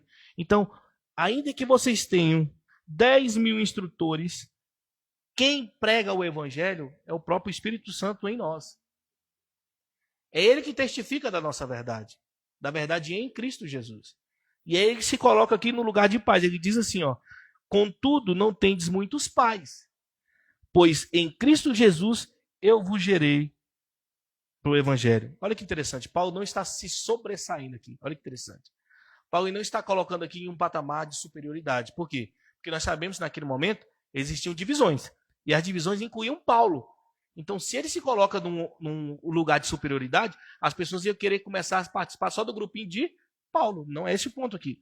O que Paulo está fazendo? Ele está trazendo uma referência clara de que ele é mais um instrumento para a conversão daqueles irmãos. Mais um instrumento. Como Pedro foi instrumento para a conversão de mais de 3 mil naquela pregação em Atos, como outros apóstolos foram instrumentos de conversão em outros lugares, no mundo inteiro. Olha que interessante, irmão, porque nós falamos das cartas, e a grande maioria das cartas são paulinas, joaninas, e alguns outros textos, Tiago, Judas e Hebreus, que nós não temos ciência de quem é o autor, mas existem vários apóstolos. Quantos desses pregaram o evangelho? Quantos desses alcançaram pessoas? Nós sabemos que eles ficaram aqui como coadjuvantes, né? Eles não ficaram como protagonistas, mas nós sabemos que o protagonismo é de Cristo no Evangelho. É do Espírito Santo, não do apóstolo em si. Então o que ele está dizendo? Que ele aqui é mais um instrumento. A conversão aqui dos coríntios, ela não é obra de Paulo, mas Deus soberanamente usou Paulo para ir em Corintos, por meio da pregação do Evangelho, e chamar as pessoas a Cristo. Não é isso o ponto? E é isso que acontece comigo e com você, irmãos. Muitas das vezes, como o pastor Marco Anel trouxe, quando eu disse o tema, e foi muito interessante o texto que ele trouxe, ele nos mostra que a nossa vida como cristão, ela é a pregação do Evangelho. Paulo pregava o Evangelho com a sua vida, não só com palavras. Paulo vivia em prol do reino de Deus. Então, quando as pessoas viam Paulo, elas tinham credibilidade no que ele falava, porque ele vivia aquilo. Então, veja, Paulo não é o motivo, não é a obra de Paulo que converte, mas é a pregação do Evangelho através da vida de Paulo que chama as pessoas ao arrependimento. Logo, eu e você tem responsabilidade de pregar o Evangelho. Logo, se eu e você pregam o Evangelho vivendo de maneira contrária ao Evangelho que nós pregamos, como é que fica? Não é isso o ponto? Então, se eu e você pregam o Evangelho de Cristo, fala, nós temos que crer, temos que ter fé, temos que viver a verdade do Evangelho, e vive em oposição àquilo que eu prego, não vai ter credibilidade. Ó, veja bem, credibilidade a minha palavra não terá. Não que o evangelho não tem credibilidade, ele transforma. Mas você, como meio pelo qual é utilizado por Deus para pregar, não está sendo fiel à palavra de Deus. Você está sendo mais um fariseu. Né? Então, o que ele está dizendo aqui? Paulo é um meio externo que Deus usa. Nós sabemos, irmãos, Jesus Cristo veio, instaurou o início do reino de Deus, né? Voltou, e ele usa de meio externo para a pregação do evangelho. Ele não vem aqui todo dia pregar. O Espírito Santo não é carne, ele não sai pregando nas ruas, ele usa de meio externo. E quem é o meio externo? Nós. Nós somos as pessoas que somos usadas. E a obra é eficiente quando a pessoa que é utilizada para pregar o evangelho, ela prega em nome de Cristo, pelo poder de Cristo, para a glória de Cristo. E isto transforma tanto aquele que ouve, quanto aquele que prega. Então, Paulo era transformado dioturnamente pela pregação do evangelho, porque quando ele pregava para si. Então, veja, se eu e você prega o evangelho e vive o evangelho, isso só mostra que o Espírito Santo que testifica em mim o evangelho, ele fundamenta o evangelho e ele testifica no coração daquele que ele vai chamar. Esse é um ponto. Então, veja, quando ele diz, porque mesmo que existam 10.000 instrutores entre vós, vocês não têm tido muitos pais, mas eu vos gerei no evangelho. Ele está dizendo, olha, isso que vocês têm valorizado como meio de conhecer a verdade é errado, é perdido. Porque a única forma de conhecer o evangelho é através do próprio evangelho pelo Espírito Santo. E Paulo se colocava como um progenitor daqueles que estavam em Corinto. E de fato foi, irmãos. E de fato foi. Nós sabemos que a obra interna é do Espírito Santo, isso é um fato, mas nós sabemos que quem pregou o evangelho ali foi Paulo. Isso é um fato também. Tem outros textos, né, que Paulo vai tratar as pessoas como seus filhos. O pastor Marconel já trouxe em Gálatas 4:19. Meus filhinhos, por quem eu sinto dores de parto. Né, é o que ele fala. Normal. Tiago 1:18. Veja aqui, já é Tiago. Segundo a sua vontade, ele nos gerou pela palavra da verdade. Efésios, capítulo 2, versículo 1-5. Deus vivificou de mortos espirituais, nos trazendo filhos adotivos. Paulo está falando, olha, nós somos filhos de Deus, vocês são meus filhos, meus filhinhos, por quem eu vos sinto dores de parto. Ele se coloca como pai numa espécie de, como eu falei para os irmãos, numa figura de linguagem para se apresentar como pai, porque foi ele que pregou o evangelho. Não tem problema nenhum, irmãos. Veja bem, no versículo 15 nós temos uma aplicação. E aqui é uma aplicação que nós temos que tomar muito cuidado. Como assim, pastor? Paulo está falando aqui que considera os coríntios como filhos, que o gerou no evangelho. E, infelizmente, no nosso contexto atual, nós vivemos uma época que as pessoas gostam de ser supervalorizadas. Não é isso? As pessoas gostam de ser engrandecidas, porque vivem através da vaidade. Então, nós temos um ponto uma linha muito tênue aqui. Veja, primeiro ponto, nós temos que sim orar, interceder, somar com aquele a quem são instrumentos de Deus. Isso é um fato. Nós temos sim o irmão que prega a palavra de Deus, o irmão que leva o evangelho, ele sim é digno de nós orarmos por ele, de nós intercedermos juntamente com ele, de nós pedimos que Cristo o abençoe, o fortifique, de valorizarmos esse irmão em Cristo Jesus. Mas veja, a valorização daquele que prega não pode estar acima da valorização daquele quem é dono do poder do evangelho. Isso é um ponto. Isso é um ponto, irmãos. Infelizmente, no dia que nós vivemos, pregadores são popstar, são estrelas. Eles são as pessoas que estão acima da espiritualidade. E este não é o ponto do evangelho. Que quando Paulo diz que tem aqueles irmãos como filhos, é o que mais acontece hoje no meio cristão, é pastores que querem que as pessoas os chamem de pai. Os irmãos sabem disso. Eu vivi isso, infelizmente, irmãos. Eu tenho testemunho de causa para falar isso para os irmãos. Vivem em um contexto que os pastores eles querem ser chamados de pai ou de mãe, num contexto que o pastoreio feminino é entendido como verdadeiro. Querem ser chamados de pai ou de mãe, e a obediência tem que ser do mesmo jeito. Como se fosse um filho pequeno, estivesse debaixo da ordenança dele, e o que ele falar para você fazer, você tem que fazer. Se pular, tem que pular. Se pedra for água, ele tem que falar que pedra e água tem que ser água. Não é este o contexto, irmão. Paulo está falando, eu vos gerei no evangelho, mas ele está falando no evangelho. Ele não gerou de acordo com o que ele queria. O evangelho é quem gera, é o poder do Espírito Santo quem gera. Então, devemos sim valorizar os instrumentos de Deus? Sim. Mas devemos supervalorizar? Não. Eu aqui hoje estou como instrumento de Deus. Estou como? Mas o mérito não é meu. O mérito é de Cristo. Estou sendo usado para pregar o evangelho? Sim, como qualquer um dos irmãos são. Mas o mérito é de quem? De Cristo. Tem que valorizar o irmão, cada um dos irmãos? Tem. Mas não supervalorizar, tá? Lembrando, irmãos, como eu coloquei aqui até assinado, risquei e coloquei em vermelho. Lembrando, toda glória pertence ao soberano Senhor, quem nos regenera. É Ele que nos regenera. O poder do evangelho está em Cristo, que nos regenera, que nos transforma, que nos chama para fora do pecado. Esse é o poder dele. Versículo 16. Por isso suplico-vos que sejais meus seguidores, ou os meus imitadores em algumas versões, não é? Olha que interessante. Ele está falando. Veja, eu considero vocês como filhos, porque não são os instrutores, não são os aios que pregam o evangelho. É o evangelho que prega através do Espírito Santo pelos seus instrumentos. E Paulo se coloca a partir deste momento, irmãos, como um fiel pregador do evangelho.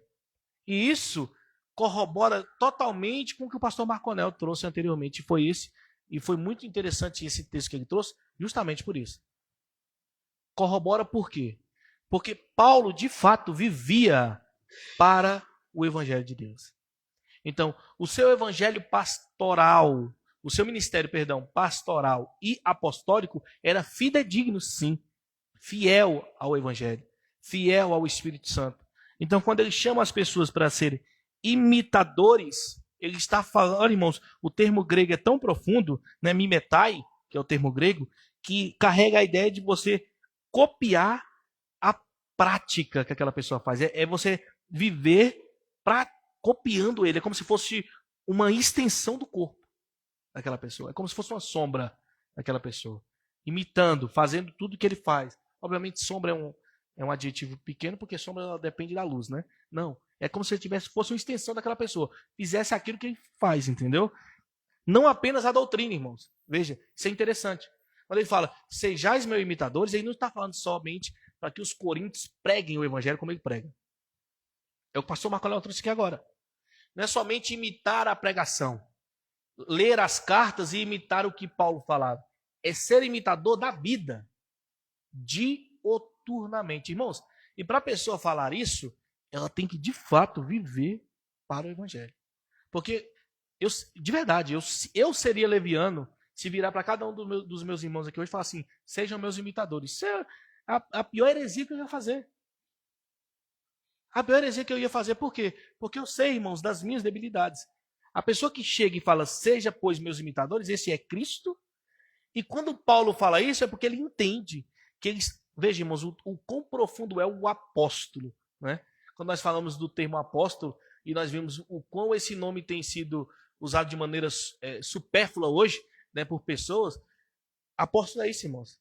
É viver sendo a cópia de Cristo. Para que nós possamos imitá-lo e, consequentemente, imitando Paulo, nós estaremos imitando Cristo. Olha que interessante. Então, veja, ele está chamando para você copiar não somente a doutrina, mas a prática dele. Então, Paulo está nos chamando, irmãos, para nós imitarmos uma vida que é moldada por Cristo, não pela personalidade do próprio Paulo.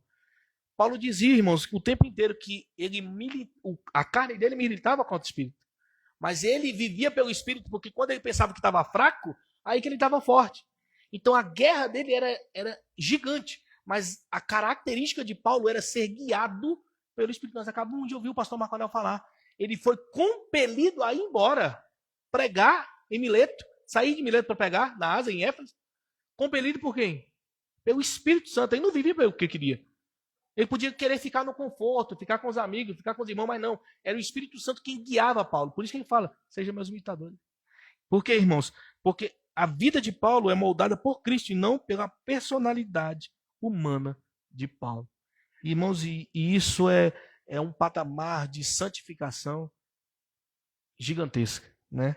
Nós vamos ver, irmãos, que a imitação, como está escrito lá em Filipenses, outrora eu trouxe, capítulo 2, versos 12 e 13, que a imitação, a ser seguidor, só é possível por obra do Espírito Santo, viu? Quando ele fala, sejam meus seguidores, não é qualquer um que pode ser seguidor de Paulo. Da mesma forma que o Espírito Santo o fez Paulo seguidor de Cristo, somente o Espírito Santo nos pode fazer seguidores de Paulo e, consequentemente, de Cristo, né? A santificação, irmãos, que é o tema desse texto de seguidor, né? Ela é uma ação que é consequência de uma eleição. Isso é um fato, irmãos. E eu trouxe isso aqui para reafirmar o poderio de Deus sobre a salvação no contexto geral. Então, os coríntios eles estavam sendo levados pelas divisões, mas Paulo está deixando claro aqui que aqueles que caem na cilada da divisão e não se retornam, é única e exclusivamente porque não foi chamado de fato, porque não conheceu de fato a Cristo. Porque aquele que tropeça, ele volta, ele converte quando ouve a verdade. Ele abandona aquilo que ele cometeu de tropeço e volta para a realidade. A santificação é a consequência da salvação. É porque nós somos salvos que nós nos santificamos. É porque nós somos salvos que nós seguimos a Cristo. É porque nós somos salvos que nós imitamos a Paulo. Não tem como eu imitar a Paulo antes de ser chamado, antes de ser escolhido, antes de ser chamado, de ser eleito, de ser justificado. Não tem como. Só Cristo, através do Espírito Santo, na minha e na tua vida, nos faz seguidores dele mesmo. Amém, irmãos? Lá em Filipenses capítulo 3, verso 17, diz assim, Paulo dizendo, sede meus imitadores. Hebreus 13, 7, que nós não sabemos o autor, diz assim, imitai a fé dos vossos líderes. Olha que interessante, irmãos, aqui é um termo muito interessante em Hebreus 13, por quê? Porque para você imitar a fé do seu líder, primeiro você tem que saber quem é o seu líder. Olha que interessante, irmãos. Quem que te lidera? Essa é a primeira pergunta. Essa pessoa que te lidera pode ser imitada? A fé desse líder pode ser imitada? Este é um ponto. Porque em Hebreus 13 diz, imitai a fé dos vossos líderes. Aqui já é um chamado, irmãos, para nós fazermos igual os bereanos, né? Testificar a verdade da pregação, inclusive da liderança. Aqui já vai refutando diretamente aqueles que se dizem superiores espirituais e que não podem ser questionados pela palavra, porque eles são autoridade espiritual. Não existe isso, irmãos. Líder, ele é espiritualmente guiado pelo Espírito Santo, tanto quanto você. Então, para ele ser imitado, ele tem que ter uma fé em Cristo Jesus para ser imitado a fé dele também. E a fé dele só é testificada através da verdade. Logo, você tem que conhecer o seu líder, irmão. Isso é um fato. Efésios 5:1, sede, pois, imitadores de Deus como filhos amados. Então, irmãos, a primeira aplicação deste versículo é quem você tem imitado. É uma pergunta, irmãos. É uma pergunta muito preocupante nos nossos dias. Inclusive, irmãos, para a nossa juventude, não é? Não vou dizer só juventude, mas no âmbito geral, mas principalmente para a juventude. Que é o quê? Que tem se guiado, se amoldado, se influenciado pelas redes sociais, pelos atuais influências, né? Quem de fato você tem imitado? Quem de fato tem te influenciado? Se eu e você é cristão, será que não seria a nossa obrigação influenciar? Esse é um ponto.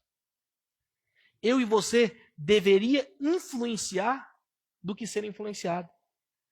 Eu e você deveria influenciar para a glória de Deus, para o reino de Deus, para a vontade de Deus. E veja bem, aqui nós não estamos demonizando a rede social, os influenciadores, não é esse o ponto. Eu estou dizendo o seguinte, obviamente existem coisas saudáveis, coisas infantis, coisas para agregar culturalmente, isso é um fato, isso existe. Mas existe uma linha tênue entre você estar para aprender ou estar para imitar aquela pessoa na vida. Porque, veja, a grande maioria está vivendo de maneira falsa. Aquilo ali é só aquilo que ele quer que você veja. Então nós temos que tomar cuidado a quem nós estamos imitando, né? a minha e a sua vida, ela tem sido reflexo daquilo que nós acreditamos? Essa é a outra pergunta. Porque se eu e você imita alguém, este alguém tem que estar pelo menos linkado àquilo que eu e você acredita, não é verdade? Porque se eu falo que acredito em algo e imito alguém que faz o contrário, na realidade eu não acredito em nada. Eu nem sei em quem eu acredito. Se eu acredito em Cristo, diz que vive em prol de Cristo, amo a Cristo, creio no Evangelho de Cristo, e sigo e imito uma pessoa que está totalmente contrária aos termos de Cristo, eu não acredito em nada. Os crentes, irmãos, estão precisando de líderes exemplares, pessoas fidedignas, pessoas que creem e vivem o Evangelho. Infelizmente, irmãos, não é uma realidade dos nossos dias atuais, não é? Versículo 17 diz assim: por esta causa eu vos enviei Timóteo, que é meu filho amado e fiel no Senhor, o qual vos trará à lembrança os meus caminhos que estão em Cristo, assim como eu ensino por toda parte e em cada igreja. Aqui, irmãos, ele vai, né, eu não vou cirandar muito no texto, ele fala que vai enviar Timóteo, né, e que é um filho amado. Nós sabemos que aqui ele está usando mais uma vez a figura de linguagem. Timóteo não é filho dele, né, mas um filho amado em quem? No fruto do ministério de Paulo, né, uma evidência da graça de Deus na vida de Paulo e na pregação do Evangelho. Timóteo ele foi convertido através da pregação do Evangelho, obviamente, do Espírito Santo, mas através da vida de Paulo também. E ele diz que Timóteo lembrará os caminhos de Paulo e de Cristo. Veja, olha a confiança de Paulo em Timóteo, mostrando que Timóteo ele segue a Paulo, que consequentemente segue a Cristo, logo Timóteo segue a Cristo, irmãos. Não é somente a doutrina, mas a vida de Paulo. Timóteo vive uma vida também. E olha que interessante, nós sabemos que Timóteo é jovem, né? Nós temos a consciência de que Timóteo ele foi convidado ao ministério jovem, né? Mas juventude, irmãos, nem sempre é índice de maturidade ou de responsabilidade, né? Existem muitas pessoas novas, responsáveis e maduras, e existem muitas pessoas idosas que, infelizmente, não condizem com a sua idade, né? Aqui nós estamos falando do Evangelho. E Timóteo foi chamado pelo Espírito Santo ao Evangelho na idade que tinha que ser chamado. E refletia a graça e o caminho de Deus através da vida dele, né? Lembrara dos meus caminhos em Cristo. Não trata somente da doutrina, mas da vida prática, enraizada da união de Cristo. Então Timóteo, ele teve a responsabilidade de ir a Coríntios e mostrar como Paulo vivia em Cristo Jesus. As pessoas iam olhar para Timóteo e iam ver Paulo. E, consequentemente, vendo Paulo, veria Cristo Jesus, né? Então o ministério de Timóteo é fruto visível da perseverança dos santos. Ele é uma prova viva que a graça salva também e capacita um servo fiel, obviamente porque ele é fiel. Amém, irmãos? E nós temos vários textos, Filipenses, a própria carta de Timóteo, Atos, que vai falar de Timóteo. E aqui, irmãos, nós temos algumas perguntas sobre pessoas que nós temos discipulado, né? Porque Paulo está falando aqui de alguém que ele discipulou. E a pergunta é, como é que está as pessoas que nós temos discipulados? Essa é uma pergunta, porque o pastor Marconel trouxe aqui que nós temos uma responsabilidade. Nós ouvimos o Evangelho e aprendemos e nos estruturamos a nós mesmos com o Evangelho através de Cristo Jesus pelo Espírito Santo. Isso é muito bom. Mas a nossa função é pregar o Evangelho. Logo, para quem nós estamos pregando o Evangelho? Como tem sido? Como estão essas pessoas que nós temos pregado, né? Como está a capacitação daqueles que continuarão a obra posterior a você? Isso é uma preocupação que nós temos que ter, irmãos. Porque nós sabemos que o mundo jaz no maligno e quanto mais o tempo passa, mais as pessoas estão se infiltrando na igreja, se fingindo de ovelha, mas como lobos. Como está aqueles que continuarão a obra? Estão sendo discipulados com a verdade na palavra de Deus, em Cristo Jesus, com profundidade, robustez necessária, ou não? Ou estão sendo superficiais? Isso é um dever meu e seu. Por quê, irmãos? Porque a igreja, ela sim precisa investir na sucessão fidedigna da palavra de Deus. Ah, pastor, o senhor está querendo dizer então que o poder da igreja está na sucessão? Não. Nós sabemos que o poder de Deus está na igreja. O poder da igreja está em Deus, perdão. O poder da igreja está em Deus, em Cristo Jesus. Ele quem chama, ele quem capacita, mas ele usa meio externo, que somos nós. E nós temos que pregar com verdade, porque é só a verdade que liberta. É só a verdade que tem poder. É só a verdade que fundamenta, que estrutura, que traz a chama para fora do pecado. Como vai ficar aqueles que virão posterior a nós? Estão sendo estruturados na realidade?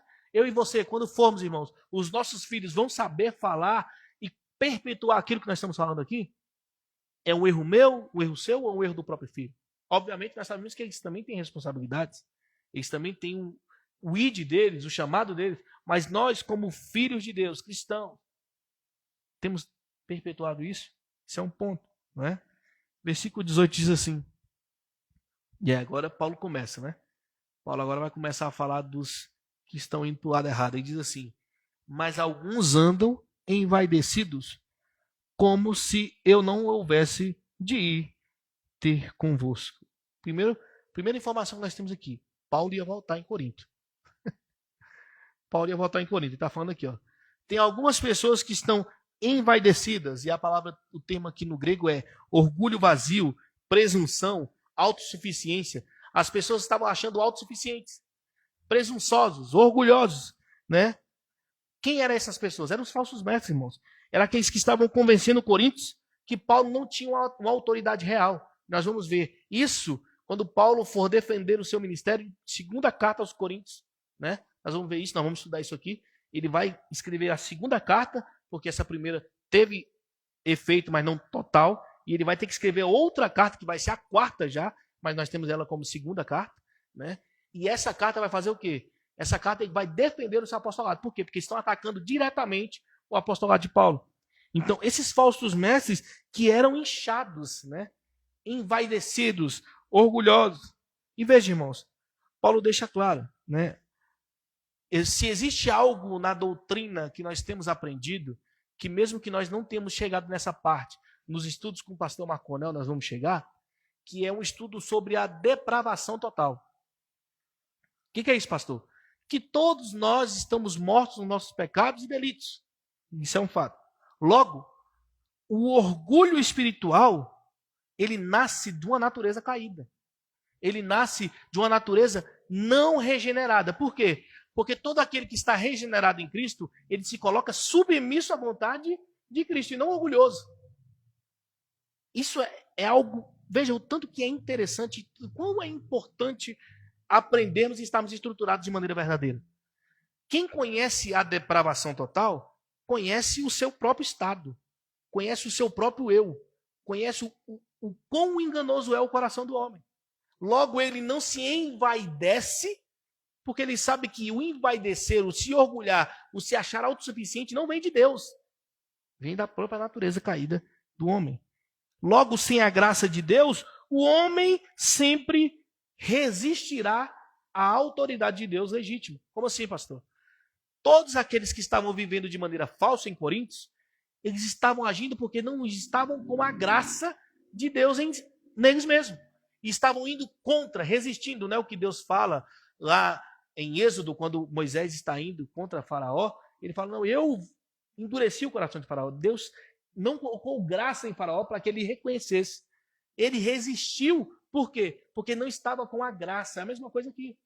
A graça é que nos faz crer, é que nos faz querer, é que nos faz buscar. E isso vem de Deus. Logo, esses falsos mestres que estavam indo contra Paulo, eles estavam indo contra Cristo. Porque Paulo estava pregando somente a verdade de Cristo.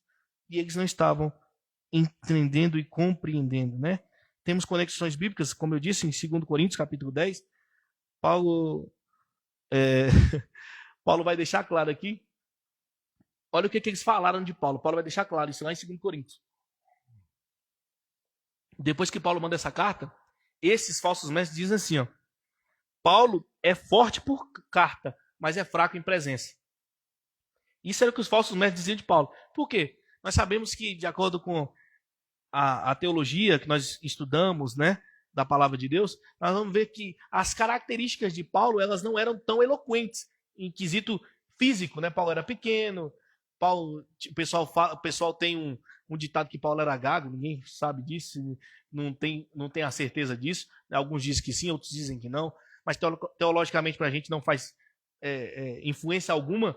O importante é que a fisionomia de Paulo, a expressividade pessoal de Paulo, para eles não valia nada. Diz, Paulo só é forte por carta, porque em presença não vale nada. Está lá em 2 Coríntios, capítulo 10, versos 10 e 11. Paulo deixa claro que eles falam isso, quando Paulo vai defender o seu apostolado, né?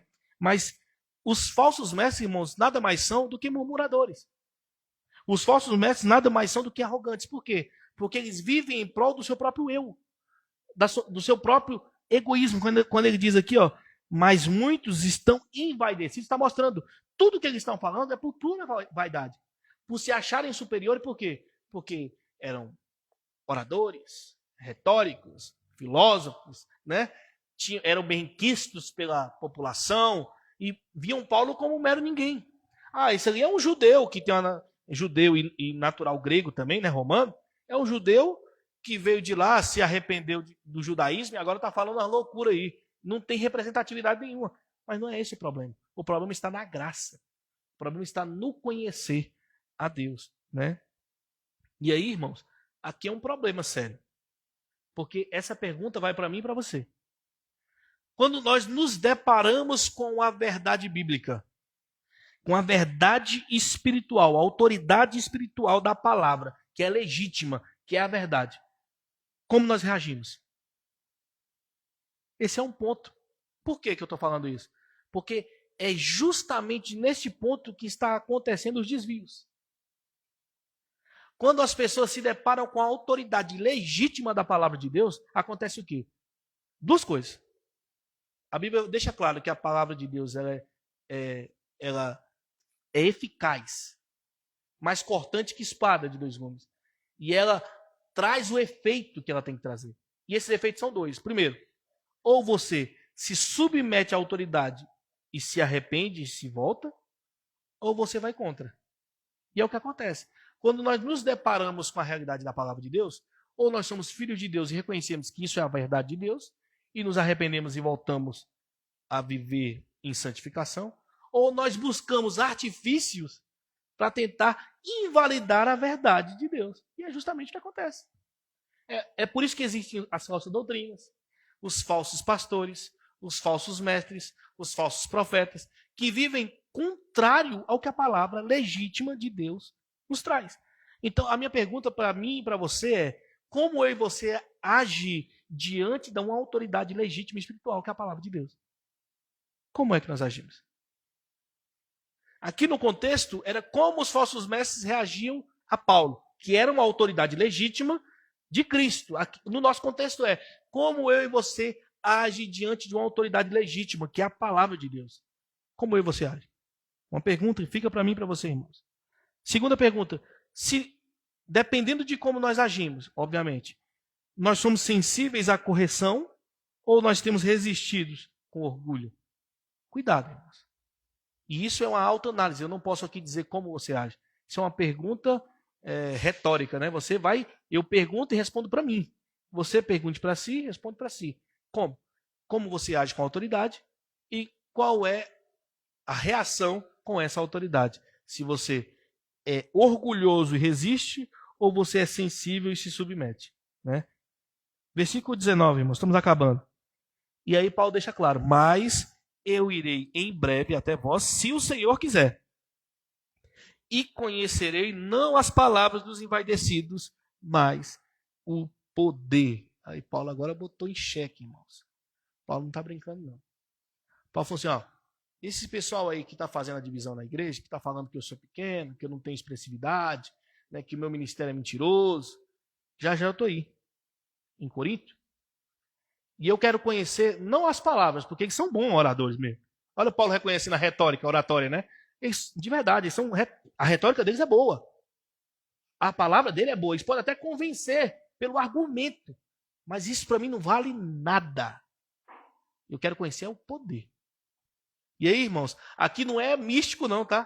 Paulo não veio, chegou, saiu voando do lado dos caras, pegou e levantou a mão e saiu 3 dando cambalhota. Aqui não tem nada de misticismo, não. O que Paulo está falando aqui é simples assim. A palavra daqueles que eram mentirosos, daqueles que eram falsos mestres, não transformava ninguém. Não tinha resultado algum no reino de Deus. Não mudava a vida de ninguém. As pessoas ouviam e continuavam do mesmo jeito. As pessoas ouviam e não tinham mudança, não tinham arrependimento, não tinham transformação de vida, não tinham conhecer a Deus. Porque a única forma de conhecer a Deus é através da palavra de Deus. E ela sim é o poder de Deus para a salvação. É o que Paulo está dizendo aqui. E ele diz, olha, eu estarei ainda aí, vamos começar o início de novo aí, o versículo, né?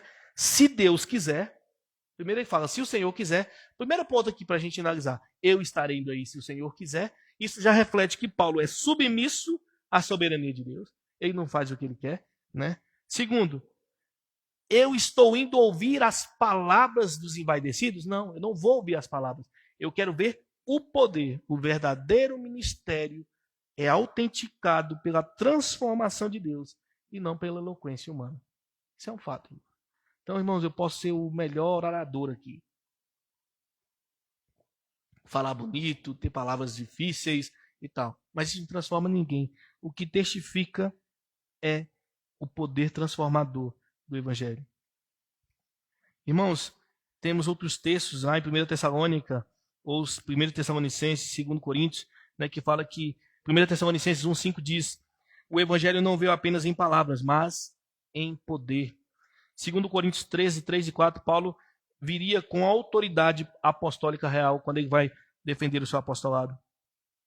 Então, irmãos, primeiro ponto, no início desse texto nós estamos vendo aqui, no versículo 19, que ele diz que vai a Corinto se Deus quiser. Então, primeira aplicação prática para mim e para você. Planeje a sua vida sempre se submetendo à vontade soberana de Deus. Isso é a primeira aplicação de um versículo, né, o versículo 19. Planeje a sua vida sempre pautando, né, sempre se submetendo à vontade soberana de Deus. E a segunda aplicação é: avalie os ministérios, né, as pessoas, os pregadores, os pastores, os cantores, não por aparências, mas pelos frutos espirituais reais. É pelos frutos conhecereis. Não é o que a Bíblia diz? Não é pelo que ele fala, não é pelo que ele veste, não. É pelos frutos. É a vida, de uma maneira geral, do modo geral. Pelos frutos conhecereis. E aí, irmãos, ele diz no versículo 20, porque o reino de Deus não está em palavras, mas em poder. Aqui ele está testificando, irmãos. Né? O reino de Deus aqui nada mais é do que a manifestação do governo de Cristo sobre os eleitos. Né? Mais uma vez, manifestando como Cristo governa os eleitos. Então, o reino de Deus, ele se manifesta não em palavras, mas em poder. O poder aqui é o quê, irmãos? É o Espírito Santo, transformando as vidas, transformando, regenerando as pessoas, testificando que o que a palavra de Deus fala é real. Não é o que o Espírito Santo faz? Ele nos certifica da verdade, da justiça e do juízo. Então, o poder de Deus é, através do Evangelho, o Espírito Santo testifica da verdade e nos transforma através deste mesmo Evangelho, né? Então, como está escrito lá em Romanos 1,16, isso vem do próprio Deus. Então, o novo nascimento, irmãos, é um ato do poder divino que ressuscita-nos de uma morte espiritual para uma vida em Cristo Jesus, como nós vimos lá em Efésios, o pastor Marco Anel trouxe, né? Apenas os regenerados experimentam desse poder de modo salvífico. Então, esse poder só traz os regenerados, né, de forma salvadora a Cristo. Amém? Romanos 14, 17 diz: o reino de Deus é justiça, paz e alegria no Espírito. Efésios 1, 19 e 20: o poder que ressuscitou Cristo é o mesmo que opera nos crentes. Então, cuidado, irmãos, com igrejas centradas em oratórias, vazias do poder de Deus, vazias da palavra de Deus, vazias de uma teologia robusta, prática, né? Nós temos que buscar a palavra, é a verdade, é a transformação através do Evangelho, e não um teatro, né? Infelizmente, pessoas têm buscado teatro, têm buscado passatempo, têm buscado alegria no sentido eufórico, no sentido sentimental. Não, a igreja é um lugar de nós nos transformarmos, de nós nos arrependermos, de nós buscarmos a Deus, de nós glorificarmos a Cristo através da palavra. Amém, irmãos? E o versículo 21, para nós finalizarmos aí, é: o que quereis? É a pergunta, né? Quer que eu vá até vós com vara, ou em amor e em espírito de mansidão? Aqui, irmãos, não tem nem o que mirabolar no versículo. A pergunta de Paulo é simples, irmãos. Vocês estão agindo de maneira infantil. Vocês estão sendo carnais. Vocês estão se deixando guiar por falsos mestres. Eu já preguei o evangelho. Já mostrei a verdade a vocês. Ninguém é insubstituíveis. Nós somos levados pelo Espírito de Deus. Todos nós somos tragos pelo poder de Deus. Somos unicamente instrumentos. Não é? Não estou escrevendo isso aqui para passar vergonha em vocês. Estou trazendo isso em amor, para que vocês voltem, entendam, compreendam a palavra de Deus, que sejam meus imitadores. Olhem a vida de Timóteo. Mas eu vou aí, Paulo está falando. Eu vou aí, se Deus quiser, eu vou aí. E vou testificar a vocês que esses falsos profetas, esses falsos mestres, só são oradores, não tem poder no Evangelho. Não tem poder, porque o poder transforma. O poder está no Espírito Santo. E este está em Paulo, está em Timóteo, está nos apóstolos. Aí a pergunta que ele faz é: vocês querem que eu vou aí? Eu estou indo aí, na realidade. O que vocês querem? Querem que eu vou com a vara? Ou em espírito de mansidão e amor? Não é? O que é isso, irmãos? Mais uma vez, Paulo não está ameaçando ninguém. Paulo está trazendo aqui, mais uma vez, com espírito paterno de quê? De correção, disciplina. O provérbio diz, né, irmãos? 13:24, que o bom pai corrige seu filho, instrui os seus filhos no caminho que ele deve andar. Não é? Hebreus 12:6 também é a mesma coisa. Mas ele ainda fala, ou a correção, ou o espírito de mansidão, que é a maneira preferida de Paulo, né? Que é corrigir com ternura, chamar ao arrependimento. Então, irmãos, veja, essa doutrina apostólica pastoral de Paulo é um meio de Paulo trazer e manter a santificação, a pureza da igreja e levar as pessoas ao arrependimento. Essa forma de exortação, de chamado, é única e exclusivamente o meio pelo qual de Paulo tirar do meio da igreja a mentira, a heresia, o falso evangelho e trazer as pessoas ao arrependimento. Né? Gálatas 6:1, Paulo vai dizer que corrige com espírito de mansidão. Né? 2 Coríntios, quando ele vai começar ali no capítulo 10, defendendo mesmo o seu apostolado, ele invoca a mansidão e a benignidade de Deus para trazer isso. E essa aplicação prática para nós é: independente do tipo de correção nas nossas vidas que Deus tem nos aplicado, nós temos que nos agir de maneira submissas, né?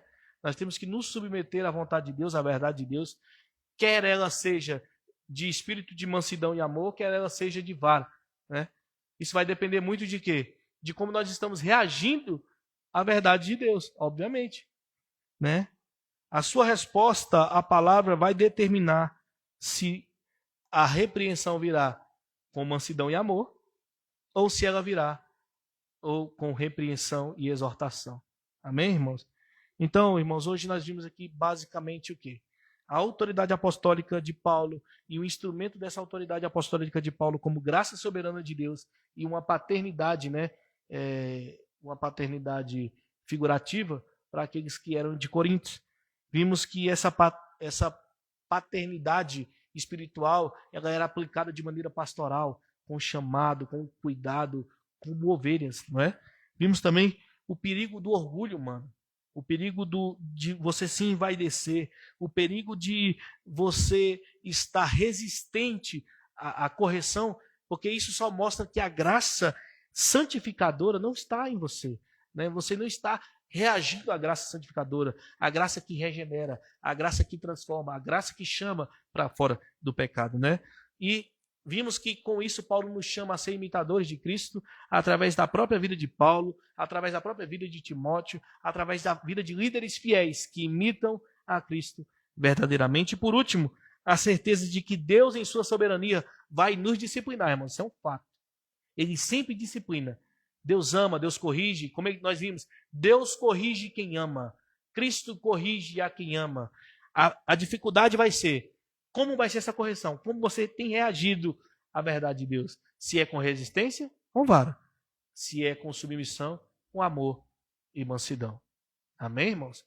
Que Deus abençoe a todos. Eu quero agradecer a oportunidade e convidar o grupo de louvor. Amém.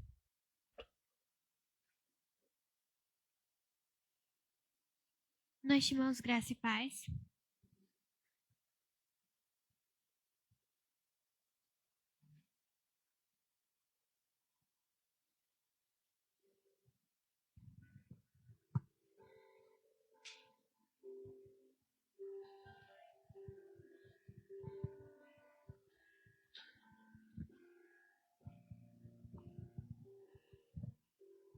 Perto quero estar,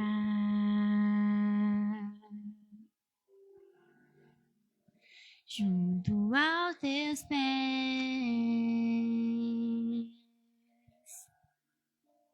pois prazer maior não há que me render e te adorar.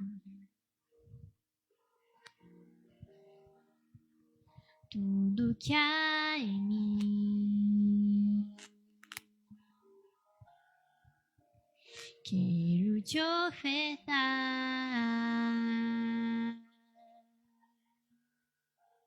mas ainda é pouco eu sei, se comparado ao que ganhei. Não sou apenas servo, teu amigo me tornei.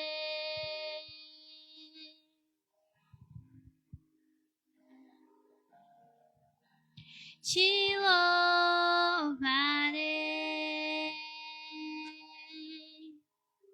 não importam as circunstâncias. Adorarei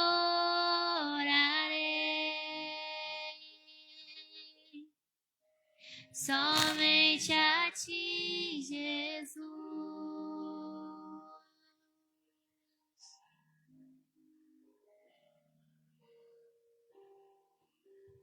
Perto quero estar,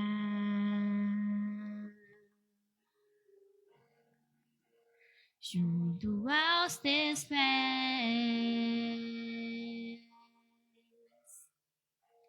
pois prazer maior não há que me render e te adorar. Tudo que há em mim, quero te ofertar,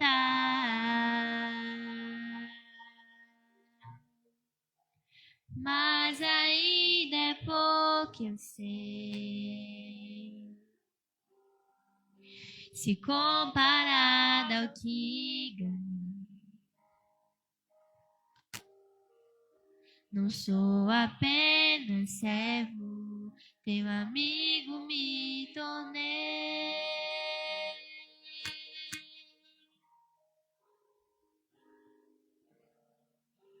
Te louvarei, não importam as circunstâncias.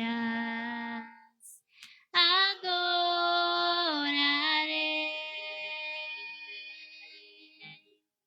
somente a ti, Jesus. Te louvarei, não importam as circunstâncias. Te adorarei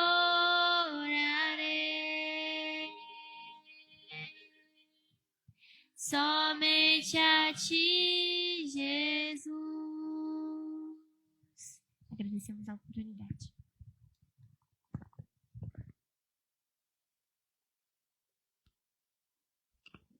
Amém. Glória a Deus por essa palavra de exortação, né? Como Deus tem cuidado de nós, Ele tem nos deixado instrumentos desde os primórdios, pessoas que nos exortam, que nos consolam, E o apóstolo Paulo, como foi dito aqui nesta carta, nesse contexto, é uma pessoa utilizada por ele para sempre nos exortar, sempre nos confrontar, né? E a palavra do Senhor ela é repleta de exortações. O interessante é que, como o pastor Rafael disse, Deus ele sempre vai, de alguma forma, disciplinar aquelas pessoas que amam. E nós, principalmente no contexto de igreja de hoje em dia, nós não queremos ser disciplinados. Muitas vezes nós entendemos a disciplina do Senhor como sofrimento, né? A disciplina do Senhor como algo que não vem do próprio Senhor. É pregado que o sofrimento, que a disciplina, que aquilo, as tentações, as coisas que nós temos passado, que nos aperfeiçoa, que muitas vezes é usado por Deus para nos disciplinar, nos trazer de volta, é utilizado, é falado que não é de Deus. E a Bíblia é clara em dizer que se nós estamos passando por essa disciplina, né, por esse tormento, por essas aflições que nos corrige, que nos confronta, que nos faz nos arrepender, nos faz voltar a andar nos caminhos corretos, isso é de Deus. Nós temos que agradecer por isso.